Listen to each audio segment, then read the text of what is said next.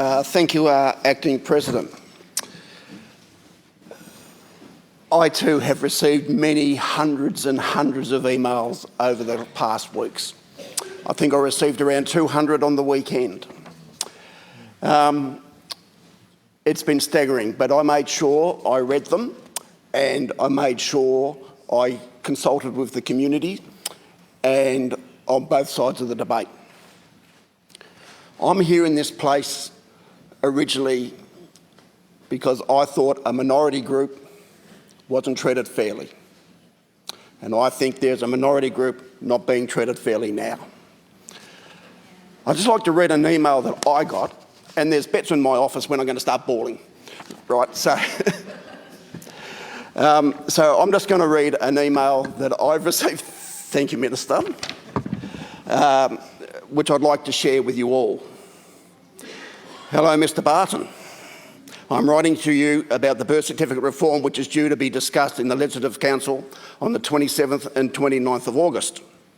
I attended the Thursday session debate in the Legislative Assembly and it was the first time I have ever stepped inside the doors of Parliament House. It was very interesting to be there and emotional to hear the final numbers read out.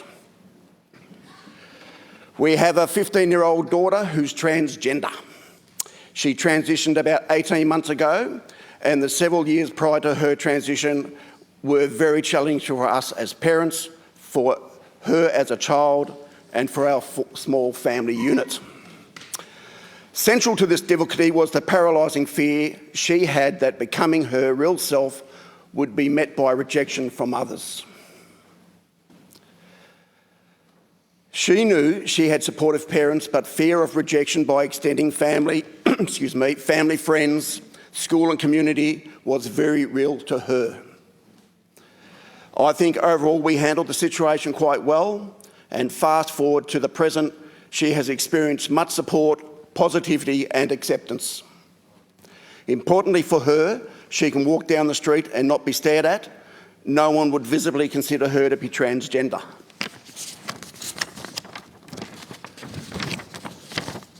Birth certificate reform would allow her to have the right to be able to walk into a Vic Roads office, apply to university, apply for a passport at the local post office, etc., without having to disclose this very personal part of her life story. She is already able to alter the gender marker on her passport, her Medicare card and with Centrelink, but not on her birth certificate.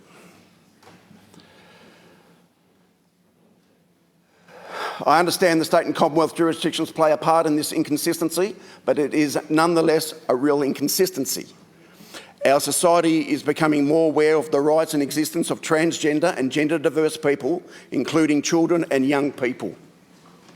Whilst great strides have been made in the past several years, there has been considerable backlash, and this at times has been very hateful, misinformed and ignorant, and much associated fear-mongering. Our trans and gender diverse young people and their parents are consistently reminded of the negativity of these messages that some politicians, some religious leaders, some radical feminists and elements of the media are putting out there. It is very difficult to know how to cope, as speaking publicly as the parent of a transgender child is risky. Of all the groups of children and young people who may need to receive support from specialist clinics, such as the Royal Children's Hospital, it is only the group of young people I can think of whose needs are so heavily debated, whose truth is so questioned, and whose lives are so politicised. I hope that if our leaders are able to support this reform in the upper house,